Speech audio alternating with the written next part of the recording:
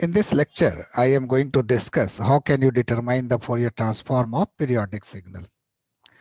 As you know from the previous lecture, from the concept of Fourier series, any periodic signal xt can be written in terms of exponential,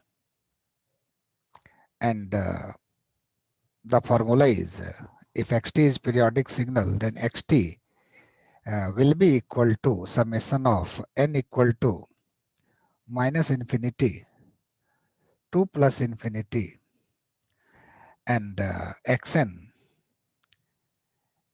e to the power j n omega naught into t. This is called exponential form of Fourier series. Here xn is the Fourier coefficient, which is used to draw frequency spectrum, or you can say the magnitude and phase angle spectrum of the periodic signal.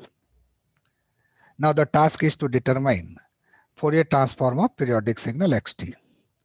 So what will be the Fourier transform of this periodic signal xt?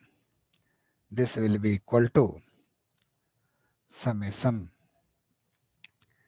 n equal to minus infinity to plus infinity xn and the Fourier transform of e to the power j n omega naught t.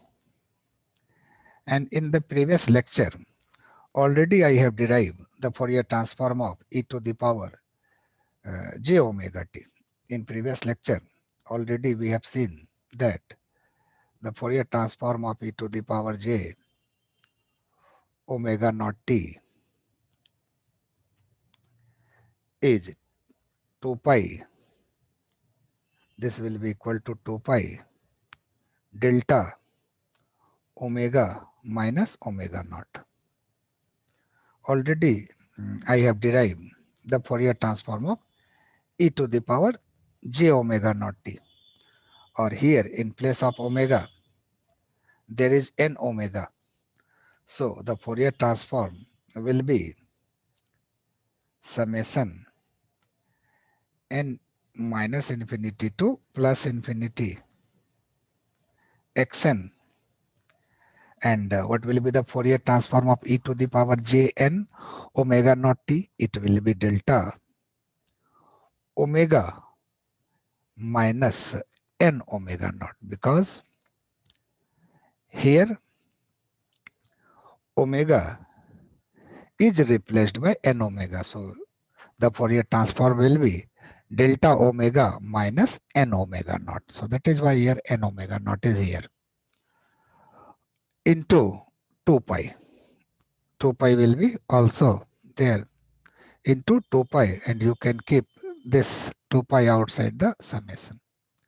So in this way you can see the Fourier transform of any periodic signal xt will be equal to 2 pi into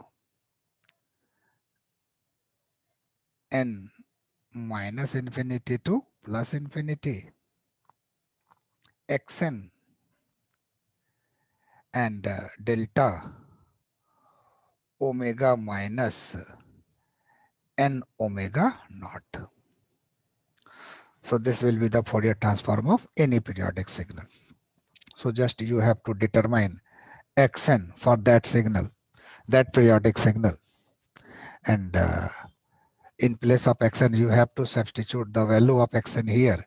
You can get the Fourier transform of any periodic signal. In this PDF file, I have also derived the Fourier transform of periodic signal, and this will be equal to this. So if any periodic signal is given and you have to determine Fourier transform of that periodic signal, then what will you do? You just determine xn.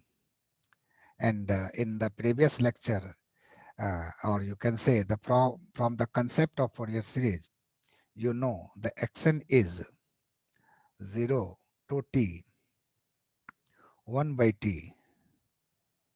xt e to the power exponential to the power minus j n omega naught into t, omega naught into t dt. So just you have to determine xn for that periodic signal, and after the estimation of xn, just you will have to substitute the value of xn here. You can get the Fourier transform of the periodic signal.